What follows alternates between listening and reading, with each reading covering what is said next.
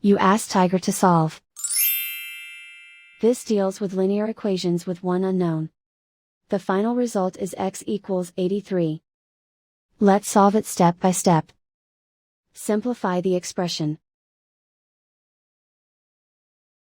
Swap sides. Isolate the x. Multiply both sides by 100. Group like terms.